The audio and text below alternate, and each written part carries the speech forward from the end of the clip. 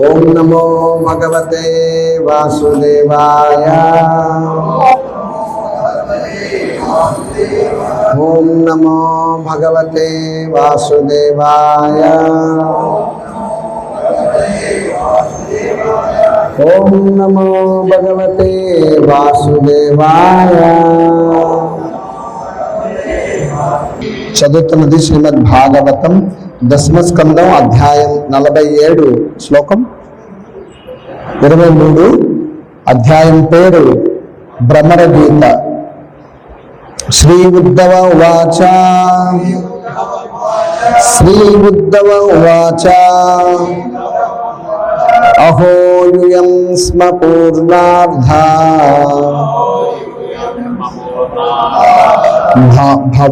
భవత్యో లోకపూజితాః వాసుదేవే భగవతి వ్యాసామిత్యార్పితం మనః. ఈ శ్లోకం యొక్క ప్రతిపదార్థం చెప్పండి. అహో శ్రీ ఉద్ధవ వాచ. శ్రీ ఉద్ధవుడు పలికెను. అహో అహో యూయం మీరు, స్మా నిక్కముగా, పూర్ణార్థ కృతార్థులు, భవత్య మీరు, లోక సకల జనులచే, పూజితులు, వాసుదేవే భగవతి వాసుదేవుని యందు, దేవదేవుడకు శ్రీకృష్ణుని యడ, వ్యాసాం ఎవ్వరి, ఇది ఈ రీతి, అర్పితమైనవో మన చిత్తములు. ఈ యొక్క శ్లోకానికి అర్థము, భావము, భాష్యం ఇచ్చినటువంటిది హిజ్ డివైన్ గ్రేస్ ఏసీ భక్తి వేదాంత స్వామి శిల ప్రభుపాద్కి. అంతపాటు చెప్పండి. శ్రీ ఉద్ధవుడు పలికెను. ఈ రీతిగా మీ మనస్సులను దేవదేవుడకు వాసుదేవుడికి అర్పించిన కారణమున నిక్కముగా మీరందరూ కృతార్థులు, లోక పూజితులైనగిరి. భాష్యం. ఇతర భక్తులు కూడా తమ చిత్తములను కృష్ణునికి అర్పించినప్పటికీ తమ ప్రేమ తీవ్రత యందు గోపికలు అద్వితీయులు. సాక్షాత్తు దేవదేవుడైనటువంటి శ్రీకృష్ణ భగవానుడు తన యొక్క ప్రతినిధిగా బృందావన వాసులందరినీ కూడా వారిని ఓరడింప చేయడానికి, అంటే కృష్ణుని యొక్క విరహంలో ఉన్నటువంటి ముఖ్యంగా గోపికలను, వారిని భక్తిని, అదేవిధంగా వారి యొక్క గొప్పతనాన్ని ప్రపంచానికి తెలియపరచడానికి కూడా ఈ యొక్క కృష్ణుడు ఈ అద్భుతమైనటువంటి లీల ప్రదర్శిస్తూ ఉన్నాడు. సో ఉద్ధవుడు సాక్షాత్తుగా కృష్ణుని యొక్క భక్తుడు. అలాగే సో బంధుత్వం కూడా ఉంది. కృష్ణునిలాగే ఆయన కూడా చక్కగా దేహాలంకరణ కానీ, ఆయన రూప సౌందర్యం కానీ అన్నీ కూడా ఉంటాయన్నమాట. సో గోపికలు కూడా చూసి మొదటిలో కృష్ణుడనే వారు అనుకున్నారన్నమాట. తర్వాత కృష్ణుడి లాగా ఉన్నటువంటి ఉద్ధవునితో గోపికలు సంభాషించడం మొదలుపెట్టి, ఈ యొక్క ఆ కృష్ణుడు తమ గురించి ఆయన చింతిస్తున్నాడు, అంటే ఆలోచిస్తున్నాడా లేదా అన్నటువంటి విషయాలను గోపికలు తెలుసుకోవాలనుకున్నారు. ఎవరైనా మన బంధువులు ఎవరైనప్పటికీ కూడా చాలా కాలం తర్వాత మనకి దూరంగా వెళ్ళారనుకోండి, వారు మన గురించి వారి ఎందుకు గట్టి ఉందనుకోండి, వాళ్ళు ఏం చేస్తారు? ఇప్పుడైతే ఫోన్స్ ఉన్నాయి, వెంటనే ఫోన్లో మాట్లాడతారు, ఎలా ఉన్నారు ఏంటని అచ్చట ముచ్చట మాట్లాడతారు. కానీ పూర్వం అట్లా లేవు, అన్ని కూడా ఉత్తర ప్రత్యుత్తరాలే. తర్వాత టెలిగ్రామ్స్ వచ్చాయి, ల్యాండ్ ఫోన్స్ వచ్చాయి. ఇప్పుడు మనిషికి ఒక ఫోన్, 2 ఫోన్లు. అవసరాలు పెంచుకుంటూ ఉన్నాం. సో ఆ విధంగా తలంపు దూరంగా ఉన్నటువంటి ప్రియ బంధువులు, ప్రియ స్నేహితులు, వారి పట్ల వారి మన మనసులోకి వచ్చిన వెంటనే వారితో మనం మాట్లాడడానికి యత్నిస్తూ ఉంటాం. ఇక్కడ గోపికల యొక్క స్థితి చాలా ఉత్కృష్టమైనటువంటి స్థితి. మనం చెప్పుకునేటువంటి 5 భక్తి రసములలో మాధుర్య భక్తిలో వారు స్థిరులై ఉన్నారు. మాధుర్య భక్తి యొక్క గొప్పతనం ఏంటంటే శాంత, దాస్య, సాఖ్య, వాత్సల్యము మాధుర్యములో మిళితమై ఉంటాయి. అంటే ప్రేసి ప్రియుల మధ్య ఉన్నటువంటి వ్యవహారంలో ఇవన్నీ కూడా మిళితమై ఉంటాయి. అందుకనే కార్యేషు దాసి, కార్యేషు మంత్రి, భోజ్యేషు మాత, శైలేషు రంభ అన్నటువంటి విషయాన్ని మనం చెప్పుకుంటూ ఉంటాం. అందుకని మాధుర్య రసంలో మిగతా అన్ని రసాలు మిళితమే ఉన్నాయి కాబట్టి మాధుర్య రసం చాలా ఉత్తమమైనటువంటి అది. శిల భక్తి వినోద్ ఠాకూర్ వారు మన గౌడీయ వైష్ణవ సాంప్రదాయంలో పంట పండేటప్పుడు కలుపు మొక్కల్ని ఎందుకంటే కలుపు మొక్కలు ఏం చేస్తాయి అంటే అచ్చు వరి మొక్కలను పోలి ఉంటాయి, కానీ వాటి సారాన్ని వాటికి అందకుండా ఇవి బలంగా పెరిగిపోతూ ఉంటాయి. అందుకని రైతు ఈ కలుపు మొక్కల్ని ఏరి పరేస్తూ ఉంటాడు ఒకానొక సమయానికి. అలా శిల భక్తి వినోద్ ఠాకూర్ వారు ఈ పరంపరలో ఉన్నటువంటి సహజీవులు అనేటువంటి వాళ్ళని అందరినీ కూడా పూర్తిగా సమూలంగా తొలగించి వేశారు. లేకపోతే మన గౌడీయ వైష్ణవ పరంపరలో ఉన్నటువంటి వైష్ణవులందరికీ కూడా అపఖ్యాతి తీసుకొచ్చేటువంటి కొన్ని సహజీవులు అంటారు. అంటే వాళ్ళు అనుసరణ చేయరు, అనుకరణ చేస్తారు. అంటే వాళ్ళు కృష్ణుడిలాగా వాళ్ళు ఇమిటేట్ చేయడం అన్నమాట. మరి ఇటువంటి వాళ్ళందరూ కూడా ఉన్నప్పుడు ఏమవుతుంది అంటే అది ఆ యొక్క పరంపరలో ఉండేటువంటి వైష్ణవుల ఆచారులకి, భక్తులకి, అందరికీ కూడా గౌరవాలు తగ్గుతాయి. ఎందుకు అంటే మనలో సహజంగా లేకుండా కృష్ణుని పట్ల ప్రేమ, ఆ భక్తి విరహాన్ని మనం ఆర్టిఫిషియల్గా మనం అది అనుభూతి చెందినట్లుగా ప్రదర్శించడం అన్నటువంటిది అది సరైనటువంటి విధానం కాదు. అందువల్ల అటువంటి వాళ్ళనందరినీ కూడా ముఖ్యంగా శిల భక్తి వినోద్ ఠాకూర్ల వారు పూర్తిగా మన యొక్క పరంపరలో ఉన్నటువంటి గొప్పతనాన్ని వెలికి తీయడానికి ఈ సహజీవులందరినీ కూడా పూర్తిగా నిర్మూలించారు. అలాగే శిల భక్తి సిద్ధాంత సరస్వతి ఠాకూర్ల వారు కూడా పూర్తిగా ఈ పరంపరలో ఉన్నటువంటి ఈ యొక్క అవకతవకలు ఏవైతే ఉన్నాయో వాటిని అన్నిటినీ కూడా ఆయన తొలగించారు. వాస్తవంగా శిల ప్రభుపాదుల వారు ఇస్కాన్గా ఆయన ఈ సంస్థని అభివృద్ధి చేయడంలో ఉన్నటువంటి గొప్పతనం ఏంటంటే ఆల్రెడీ ఇది ఇస్కాన్గా ఉందా లేదా పూర్వపు నామధేయాన్నే ఇచ్చారా? మీరు ఎవరైనా చెప్తారా?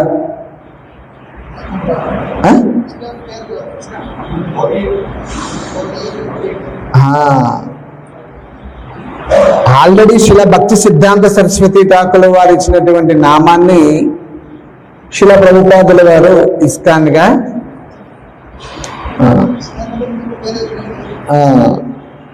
ఉంది. ఆ విధంగా శిల ప్రభుపాదుల వారు కూడా ఈ యొక్క ఉద్యమం ద్వారా మనకి మన సనాతన వైదిక సాంప్రదాయాన్ని పాశ్చాత్య దేశాలకి తీసుకుని వెళ్ళడం, అక్కడ ప్రచారాన్ని చేయడం అనేటువంటిది చేశారన్నమాట. సో ఇది ఈ విధంగా మనం చూసినట్లయితే గోపికల యొక్క స్థితి చాలా ఉత్తమమైనటువంటి స్థితి. వారు యొక్క గొప్పతనాన్ని ఇక్కడ ఉద్ధవుడు మనకి తెలియపరచడానికే ఆ కృష్ణుని పట్ల ఉన్నటువంటి ఆ భక్తిని, ఆ యొక్క ప్రేమని వారు కీర్తిస్తూ ఉన్నాడు అనమాట. కృష్ణుడి యొక్క గొప్పతనాన్ని చెప్తూ ఉన్నాడు గోపికల దగ్గర. గోపికలు అందరూ కూడా ఎంతో పారవశ్యంతో వారు గడిపినటువంటి కృష్ణుడితో వారు గడిపినటువంటి ఆ యొక్క రాత్రులు పగలు అన్నిటినీ కూడా వారు గుర్తు చేసుకుంటూ ఉన్నారు గోపికలు. వాస్తవంగా ఆచార్యులు ఏం చెప్తున్నారు? ప్రకృతి అంటే స్త్రీ. మనమందరం కూడా స్త్రీలమే. పురుషుడు అంటే దేవదేవుడైన శ్రీకృష్ణ భగవానుడు ఒక్కడే.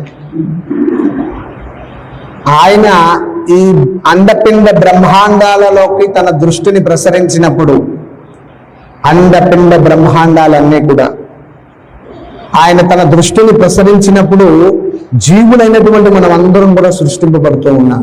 మన శ్రీమద్ భాగవతం 2వ స్కందంలో సృష్టి యొక్క వివరణ గురించి మనం ప్రస్తావన చేసినట్లయితే, కేవలం దేవదేవుడైన శ్రీకృష్ణ భగవానుడు సృష్టి చెయ్యాలి అని అనుకుంటేనే ఈ ప్రకృతి అంతా కూడా పనిచేస్తూ ఉంది. అందుకని భగవద్గీతలో కృష్ణుడు ఒక శ్లోకం చెప్తారు, మయాధ్యక్షేణ ప్రకృతి సూయతే సచరాచరం హేతునానేన కౌంతేయ జగద్వే పరివర్తతే.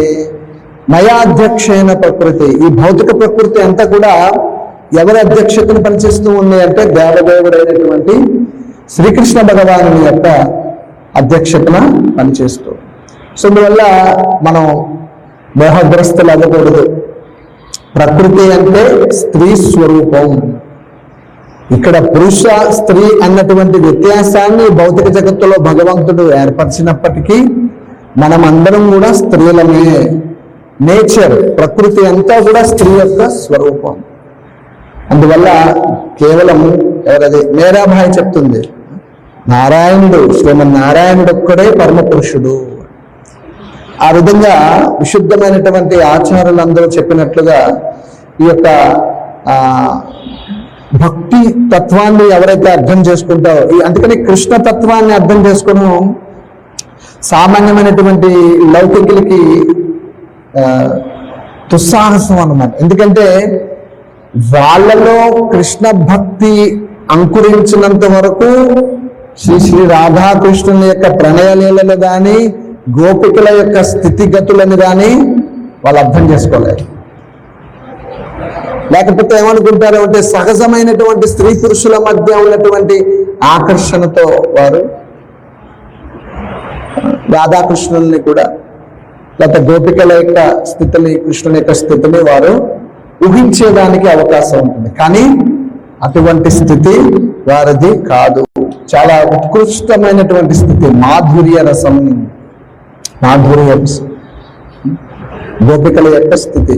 అదే దేవకి వసుదేవులు లేదా యశోదానంద మహారాజు వాత్సల్య రసం.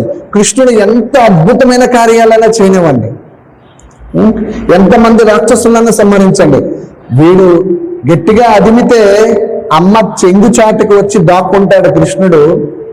నేను నమ్మను కృష్ణుడు ఈ రాక్షసులందరినీ సంహరించాడంటే అని యశోద నంద మహారాజులు అనుకుంటారు. అంటే వాత్సల్య రసం, పుత్రుడిగా, తమ పుత్రుడిగా వాళ్ళు సేవిస్తున్నారు అక్కడ రసభావన. మరి సకులు సాక్ష్యరసం. గొప్ప బాలుడు ఉన్నారు, వాళ్ళ ఇంటి దగ్గర నుంచి చల్ది మూటలన్నీ తీసుకుని, కృష్ణ మా అమ్మ ఈరోజు ఈ యొక్క రుచికరమైనటువంటి పదార్థాలు తయారు చేస్తుంది, ఇగో తిను అని మొదట వారు తిని అది బాగుండలేదో చూసి కృష్ణుడికి పెట్టేవారు. సో కృష్ణుడు తిని తిరిగి మళ్ళీ వారికి పెట్టేవారు. ఇట్లా సాక్ష్యరసాన్ని సకులైనటువంటి గోపబాలుడు అందరితో కూడా కృష్ణుడు అనుభూతి చెంది. ఇప్పుడు మనకు వచ్చేటువంటి పానిహట్టి చిడదహి ఫెస్టివల్ ఎన్నో తారీఖు? 20 ఈ నెల, వచ్చే నెల, ఈ నెలలో మనకి 27వ తారీఖు పానిహట్టి చిడదహి అనేటువంటి ఫెస్టివల్ వస్తుంది. చాలా బాగుంటుందండి ఆ ఫెస్టివల్. ఈ యొక్క వాతావరణంలో కలిగేటువంటి మార్పులను ఆ ఫెస్టివల్తోనే మనం ముగిస్తాం. ఎందుకు అంటే ఇప్పుడు మృగశిర కార్తీ ప్రారంభమైంది, ఇప్పటి వరకు రోహిణి కార్తీ ఉంది. ఎవరో చెప్తున్నారు వాళ్ళ ఇంట్లో టైల్స్ పగిలిపోయి, మన పూర్వం పెద్దవాళ్ళు చెప్పేవారు అనమాట, రోడ్లు కూడా పగిలేదు అని. అంతా అది రాజమండ్రి యొక్క పరివాహక ప్రాంతం అంతా కూడా చాలా ఎక్కువ ఎండలంతా కూడా. చాలా మంది బెంగళూరు వేరే ప్రదేశాలకు పారిపోతూ ఉన్నారు వేసవకాలం తగ్గిన తర్వాత రావాలని చెప్పి. సో అటువంటి ఈ మృగశిర కార్తీ వచ్చినప్పుడు మేఘాలన్నీ కూడా, ఈశాన్య ఋతుపవనాలన్నీ కూడా వచ్చి కాస్త వాతావరణంలో పెనుమార్పులు సంభవిస్తూ ఉంటాయి.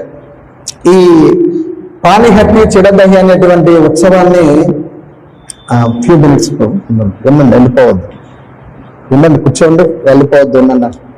పానిహట్టి చిడదహి అనేటువంటి ఫెస్టివల్ ముఖ్యంగా ఎందుకు జరిగింది అంటే, శ్రీల రఘునాథ గోస్వామి ఆయన గొప్ప భక్తుడు. ఆయన శ్రీ చైతన్య మహాప్రభువుల వారిని కలవడం జరిగింది.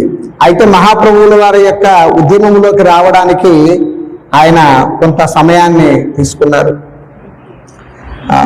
రఘునాథ గోస్వామికి ధనికుడు, అయితే అతన్ని ఈ ధనము ఆయన్ని మోహపరచలేకపోయింది. రఘునాథ గోస్వామి ఆయన ఆ ధనం పట్ల, అప్పటి కాలంలో నవకోటి నారాయణుడు అంటారు, అంటే కోట్ల రూపాయలకి అధిపతి అన్నమాట. అయినా కానీ వాటిని భోగించాలా అన్నటువంటి ఆసక్తి ఏమాత్రము లేదు రఘునాథ గోస్వామి. ఈయన్ని ఎలా కట్టుపడేయాలి అని చెప్పేసి రఘునాథ గోస్వామికి ఒక అందమైనటువంటి యువతితో వివాహం చేస్తారు. కేవలం గృహస్థాశ్రమంలోనే ఆమె పట్ల ముహూర్తుడై ఉంటాడని చెప్పి. అయినా కానీ గృహాన్ని చాలాసార్లు ఆయన విడిచిపెట్టి శ్రీ చైతన్య మహాప్రభువుల వారి యొక్క ఉద్యమంలోకి వెళ్ళడానికి ఆయన ప్రయత్నాలు చేస్తూ ఉంటారు. చివరికి శ్రీ చైతన్య మహాప్రభువుల వారి యొక్క ఉద్యమంలోకి రావడానికి ప్రయత్నం చేస్తున్నటువంటి సమయంలో నిత్యానంద ప్రభు ఒక నది, గంగా నది దగ్గర చిడదహి అనేటువంటి పానిహట్టి అనేటువంటి ప్రదేశంలో నది ప్రవహిస్తూ ఉంటుందన్నమాట. గంగా నది తీరంలో ఒక బండ మీద నిత్యానంద ప్రభు కూర్చుని ఉంటారు. నిత్యానంద ప్రభు ఎవరు? సాక్షాత్తు బలరాముడు. కృష్ణావతారంలో బలరాముడు, రామావతారంలో లక్ష్మణస్వామి, కలియుగంలో శ్రీ చైతన్య మహాప్రభువు వచ్చినప్పుడు నిత్యానంద ప్రభుగా వచ్చారు. కాబట్టి ఆయన ఈ బండ మీద కూర్చుని ఉంటారనమాట. భక్తులందరూ కూడా చుట్టూ ప్రణామాలు అర్పిస్తూ నిత్యానంద ప్రభు చుట్టూ పక్కన కూర్చుని ఉంటారు. దూరం నుంచి రఘునాథ గోస్వామి ప్రణామాలు అర్పిస్తూ ఉంటే భక్తులు చెప్తారనమాట, అదిగో రఘునాథుడు వచ్చారని చెప్పి. వెంటనే నిత్యానంద ప్రభు దగ్గరికి పిలిపిస్తారు. దొంగ, నీవు దొంగ, నువ్వు దొంగ, నువ్వు దొంగవి. నీకు భక్తుల యొక్క అనుగ్రహం కలిగించాలని నేను అనుకుంటున్నాను. మీ అందరికీ, మన భక్తులందరికీ కూడా నువ్వు చక్కటి విందు ఏర్పాటు చేయాలి. అది ప్రస్తుతమైనటువంటి వాతావరణానికి సంబంధించిందండి. పూర్వం మీరు పూజలు చేసేటప్పుడు వారాలు వస్తే ఏం చేసేవారంటే, ఇప్పటికీ కొంతమంది ఆచరిస్తున్నారు. సామాన్య మధ్యతరగతి కుటుంబంలో ఏం చేస్తారంటే, అటుకులు నానబెట్టి పాలల్లో తీసుకుంటామా, పెరుగుతో తీసుకుంటామా, ఈ శరీరాన్ని చల్లపరుస్తుంది. వేసవి కాలం వేడిని అది శాంతింపజేస్తుంది, ఉపశమనం కలిగిస్తుంది అన్నమాట. ఇది ఈ సీజన్లో వచ్చేటువంటి మామిడి పండ్ల సహజమైనటువంటి తీపినిస్తుంది మామిడి పండు. ఈ మామిడి పండ్లు గుజ్జుతో అటుకులతో కలిపి తయారు చేస్తారన్నమాట. ఒకటి స్వీట్ అన్నమాట. ఇది హాట్ ఏంటంటే పెరుగుతో అటుకులను కలిపి తయారు చేస్తారు. ఒక్కొక్క భక్తునికి 2 కుండలు చల్లటి మట్టితో తయారు చేసినటువంటి కుండల్లో ఈ 2 పదార్థాలు ఇవ్వబడతాయి. శ్రీ నిత్యానంద ప్రభువు రఘునాథ గోస్వామికి ఈ విధంగా ఆదేశం ఇచ్చిన తర్వాత, మహాప్రభువుల వారికి అనుగ్రహాన్ని నీకు కలిగిస్తాను, సంపూర్ణ అనుగ్రహం నీకు కలుగుతుంది, నువ్వు మన భక్తులందరికీ కూడా విందుని ఏర్పాటు చేయన్నారు. వెంటనే రఘునాథ గోస్వామి ఎదురు చూస్తూ ఉన్నాడు అటువంటి అవకాశం కోసం. ఏం చేశారు? భక్తులందరికీ కూడా 2 కుండలు చొప్పున ఆ ప్రసాదాలు తయారు చేసి ఇస్తే వాళ్ళందరూ కూడా నట్టండి కూర్చోవడానికి ప్లేస్ లేదటండి. నది ప్రాంతం, ఇప్పుడు మనం తీసుకుంటున్నాం కదా బఫే, భక్తులు ఆ కుండలు పట్టుకుని నదిలో మోకాలంత లోతు వరకు నీళ్ళలోకి వెళ్ళిపోయారటండి. ఆ ప్రసాదాలు తీసుకోవడానికి తండోపతండాలుగా భక్తులు వస్తున్నారట. అసంఖ్యాకమైనటువంటి వైష్ణవులు భక్తులు అందరూ కూడా సమావేశమయ్యారు అక్కడ. తర్వాత ఇప్పుడు చూడండి, ఎక్కడైనా ఒక తీర్థాలు జరుగుతూ ఉంటాయి, ఉత్సవాలు జరుగుతూ ఉంటే ఏం చేస్తారు? బొమ్మలు అమ్మేవాడు, బోరలు ఊదేవాడు, జీళ్ళు తయారు చేసేవాడు, పిల్లల బొమ్మలు ఊదేవాళ్ళు, బుడగల వాళ్ళు, వీళ్ళందరూ వచ్చేస్తారు కదా, అవునా? అలా ఈ పదార్థాలు తయారు చేయడానికి మామిడి పండ్లు అమ్మేవాళ్ళు, చెరుకు రసం తీసేవాళ్ళు, పాల పదార్థాలను అమ్మేటువంటి వాళ్ళు, వీళ్ళందరూ కూడా వచ్చేస్తూ ఉంటే రఘునాథ గోస్వామి వాళ్ళ దగ్గర నుంచి సరుకు కొంటూ ఉన్నాడంట. సరుకు కొంటూ ఉన్నాడు, తయారు చేస్తూ ఉన్నారు, భక్తులందరికీ వితరణ చేస్తూ ఉన్నారు. ఇందులో మనం గమనించాల్సినటువంటి విషయం ఏంటంటే, ఈ లీలలో వైష్ణవుల యొక్క అనుగ్రహాన్ని పొందడానికి మనం ప్రయత్నం చేయాలి. వైష్ణవుల యొక్క కృప ఇప్పుడు లభిస్తుంది అంటే కృష్ణుని యొక్క ప్రసాదాన్ని వారికి ఇచ్చినప్పుడు, వారు సంతుష్టిగా ఆ ప్రసాదాన్ని స్వీకరించడం ద్వారా వారు సంతుష్టిని చెందినప్పుడు మనం వారి అనుగ్రహాన్ని పొందినట్టు. అందుకనే వైష్ణవ ప్రసాద సేవ చాలా గొప్ప ఆధ్యాత్మిక పురోగతిని కలిగిస్తూ ఉంది. ఇప్పుడు ఈ అధిక మాసం రేపటి జూన్ 15వ తారీఖుతో ముగుస్తుంది. రేపు జూన్ 15వ తారీఖు సోమవారంతో అధిక మాసం ముగుస్తుంది. సో ఈ అధిక మాసానికి పేరేంటి? శ్రీ పురుషోత్తమ మాసం. సో అందువల్ల గురువులకి శిష్యులందరూ కూడా వారి యథాశక్తి రూపేణ వారు గురుసేవలు సమర్పిస్తూ వారు ఆ గురువు యొక్క కృపను పొంది వైష్ణవ ప్రసాదాన్ని భక్తులకి వితరణ చేస్తే ఎంతో సుకృతి. మనకి తెలియకుండానే మనం ఆధ్యాత్మికంగా పురోగతి చెందడానికి ఈ యొక్క వైష్ణవ ప్రసాద వితరణ జరుగుతుంది అన్నమాట. సో రఘునాథ గోస్వామి ఆ విధంగా ఈ పానిహట్టి అనేటువంటి ప్రదేశంలో శ్రీ నిత్యానంద ప్రభువుల వారికి ఆదేశానుసారము ఈ యొక్క ప్రసాదాన్ని వితరణ చేస్తూ ఉంటే అది ఆనందిస్తూ ఉన్నారు భక్తులందరూ కూడా. చక్కగా ప్రసాదాన్ని స్వీకరించి తన్మయత్వాన్ని చెందుతూ ఉన్నారన్నమాట. వెంటనే నిత్యానంద ప్రభు ఏం చేశారంటే శ్రీ చైతన్య మహాప్రభుని మానసికంగా ఆహ్వానించారు. మహాప్రభువు అక్కడ అందరికీ కనిపించట్లేదు. కేవలం ముఖ్యమైనటువంటి భక్తులు, పవిత్రమైనటువంటి భక్తులు, పురోగతి ఆధ్యాత్మికంగా పురోగతి చెందినటువంటి భక్తులకి శ్రీ చైతన్య మహాప్రభు కనిపిస్తున్నారట. నిత్యానంద ప్రభు ఆ కుండలో నుంచి ఆ ప్రసాదాన్ని ఇస్తూ ఉంటే అదృశ్యమవుతూ ఉంది. ఎవరు తీసుకుంటున్నారు? శ్రీ చైతన్య మహాప్రభు, సాక్షాత్తు మహాప్రభు వచ్చి ఆ లీలలో పాల్గొన్నారన్న. సో తర్వాత రఘునాథ గోస్వామి కూడా శ్రీ చైతన్య మహాప్రభులు వారిని దర్శిస్తారు. చాలా అద్భుతమైనటువంటి లీలండి. భగవంతుని ఉత్సవాలు తీసుకుని రేపు జూన్ 27వ తారీఖు మేళతాళాలతో మనం కూడా గౌతమి ఘాట్లో కానీ మనకి ఎక్కడ అనుకూలమైనటువంటి చక్కటి ఆహ్లాదమైనటువంటి వాతావరణం ఉంటుందో అక్కడికి వెళ్ళి స్వామివారికి పంచామృత అభిషేకం చేసి ఉత్సవమూర్తులకి గౌండెతాయిలకి మనం కూడా అక్కడ ఈ ప్రసాదాలని వితరణ చేస్తాం. శ్రీ పానిహట్టి చెడదహి ఫెస్టివల్ కి జై. సో ఈ విధంగా చాలా అద్భుతమైనటువంటి లీల. సో ఈ శ్లోకం యొక్క సారాంశాన్ని మనం ఈ విధంగా చెప్పుకోవచ్చు. సో ఉద్ధవ ఉద్ధవుడు గోపికల యొక్క ఉన్నతమైనటువంటి ఔన్నత్యాన్ని, వారి యొక్క భక్తిని చక్కగా మనందరికీ తెలిసేటట్లుగా ఆయన ఆ కృష్ణుని యొక్క ఆ విరహంతో ఉన్నటువంటి ఆ గోపికలందరికీ కూడా ఆ లీలలన్నిటిని కూడా బృందావనం విడిచిపెట్టినటువంటి కృష్ణుని యొక్క మధుర లీలలన్నిటినీ కూడా ఉద్ధవుడు పెద్దలతో పంచుకుంటున్నట్లుగా ఈ శ్లోకం ద్వారా మనకి అర్థమవుతూ ఉందన్నమాట. సో ఇది ఈ శ్లోకం యొక్క సారాంశం. హరే కృష్ణ. ప్రశ్నలు ఏమైనా ఉన్నాయి? Any doubts?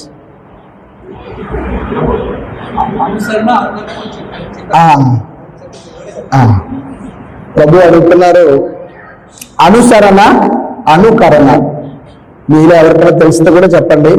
రెండింటికి వ్యత్యాసం ఉందండి. అనుసరణ అంటే ఫాలో అవడం. అనుకరణ అంటే వాళ్ళు చేసినట్లుగా చేయడం. ఉదాహరణకి దేవతలు దానవులు మంత్రగిరి పర్వతాన్ని చిలికేటప్పుడు కూర్మావతారంలో స్వామి వెళ్ళి ఆ పర్వతానికి కిందన ఆధారభూతుడయ్యాడు. అంత పెద్ద పర్వతాన్ని, ఆ పర్వతం తిరుగుతూ ఉంటే ఎలా ఉందో తెలుసా స్వామికి? మనకు దురద వస్తే జల పుట్టింది అనుకుని గోక్కుంటాం కదా, హాయిగా ఉండటం లేదు ఆయనకి. సాక్షాత్తు శ్రీమన్నారాయణుడు కూర్మావతారంలో ఆయన ఆధారంగా వచ్చాడు. ఆ చిలికేటప్పుడు మీకు తెలుసు, సాక్షాత్తు లక్ష్మీ అమ్మవారు వచ్చారు, శ్రీ మహావిష్ణువు స్వీకరించాడు, ఐరావతం వచ్చింది, ఇంద్రుడు స్వీకరించాడు. ఇలా ఎన్నో వస్తువులు అప్పుడు వచ్చాయి. అమృతం ఇవి రావడానికి ముందు మరి విషం వచ్చింది. విషం వచ్చినప్పుడు ఎవరు స్వీకరించారు? నీలకంఠుడిగా ఎప్పుడు ఆయన పేరు పొందాడు అంటే సమస్త మానవాళికి శ్రేయస్సు కలిగించడానికి శివ అంటేనే సర్వమంగళకరుడు ఆయన. ఆ శివుడు ఆయన వచ్చి నీలకంఠుడిగా ఆయన ఆ యొక్క విషాన్ని దోషులతో పట్టుకుని తాగాడు. మరి ఇప్పుడు శివభక్తులందరూ కూడా ఆ విధంగా తాగగలరా? మరి ఎందుకు హుక్క, తర్వాత గుట్క, ఇవన్నీ గంజాయి, ఇవన్నీ ఎందుకు తాగడం? ఇది కొన్ని మనలో ఉన్నటువంటి చిన్న చిన్న స్వల్పమైనటువంటి తప్పిదాలు అన్నమాట. సో అందుకని అనుకరణ అన్నటువంటిది మనం చేయకూడదు, వాళ్ళు చేసినట్లుగానే చేయకూడదు. అనుసరణ అంటే మనం వారు ఇచ్చినటువంటి సూచనలే పాటించాలి. ఇప్పుడు కృష్ణుడు ఉన్నాడు, గోవర్ధనగిరి పర్వతాన్ని ఎత్తాడు, అవునా? మరి కృష్ణుడు గోవర్ధనగిరి పర్వతం ఎత్తాడు కదా, మరి మనం ఎత్తగలమా? 7 సంవత్సరాల వయసులో ఒక సామాన్యమైన బాలుడు 30 కిలోమీటర్ల విస్తీర్ణం ఉన్నటువంటి గోవర్ధనగిరి పర్వతాన్ని, ఎవరైనా ఉన్నారా యమునా పుష్కరాలకు వెళ్ళిన వాళ్ళు? ఇక్కడ చాలా మంది బృందావనానికి వెళ్ళి యమునా పుష్కరాల్లోనే పాల్గొన్నారు. మాక్సిమం మధురాలో కూడా ఉంది యమునా నది, కానీ అందరూ బృందావనానికే వెళ్ళారు. సో అక్కడ కృష్ణుడు యొక్క లీలలన్నీ ఎన్నో అద్భుతమైన లీలలన్నీ జరిగాయి కాబట్టి. సో ఆ విధంగా మనం చూసినట్లయితే కృష్ణుడు చేసినట్లుగా మనం చేయలేము. సామాన్యమైనటువంటి వారు సాక్షాత్తు దేవదేవుడు శ్రీకృష్ణుడు, ఆయన లీలలన్నీ కూడా పరమాద్భుతమైనటువంటివి. అవి సామాన్యమైనటువంటి వాళ్ళు ఎవరు అనుకరించలేము. అందుకని అనుసరణ అనుకరణ అంటే వారు ఇచ్చినటువంటి సూచనలు మనం పాటించాలి, కానీ వాళ్ళు చేసినట్లుగా చేయాలని అనుకోవడం తప్పు. ఇక్కడ ఇందాక నేను సహజీవులకు ప్రస్తావన ఎందుకు తీసుకొచ్చాను అంటే, గోపికల యొక్క ప్రేమ కృష్ణుని పట్ల సహజమైనటువంటి మాధుర్య ప్రేమ. కానీ కొంతమంది దాన్ని అసహజంగా వారికి లేకపోయినా కానీ కొంతమంది యువతులతో వాళ్ళు నృత్యం చేస్తూ వాళ్ళు కొంతమందిని తప్పుతో పట్టిస్తూ ఉంటారు. వాళ్ళు సహజీయులు అంటారు, అంటే ఇమిటేట్ చేసేటువంటి వాళ్ళు. అటువంటి వాళ్ళందరినీ కూడా మన పరంపరలో ఉన్నటువంటి శ్రీల భక్తి వినోద్ ఠాకూర్లు వారు సమూలంగా ఈ గౌడీయ వైష్ణవ సాంప్రదాయం నుంచి వాళ్ళందరినీ కూడా ఏరివేశారు 1800వ శతాబ్దంలోనే. అప్పటి నుంచి మన గౌడీయ వైష్ణవ సాంప్రదాయానికి ఇంకా విలువ బాగా పెరిగిందండి. సది అనుసరణ అనుకరణ యొక్క వ్యత్యాసం. హరే కృష్ణ. గ్రంథరా శ్రీమద్ భాగవతం కి, శ్రీ శ్రీ రాధా గోపీనాథ్ కి, శ్రీ శ్రీ జగన్నాథ్ బలదేవ్ సుభద్రమాయ కి, శ్రీ శ్రీ గోవింద శ్రీనివాస్ కి, శ్రీ పురుషోత్తమ అధికమాస్ కి, శిలా ప్రభుపాద్ కి, సమవేత భక్త బృంద్ కి, గోర్ ప్రేమానంద. Thank you. హరే కృష్ణ.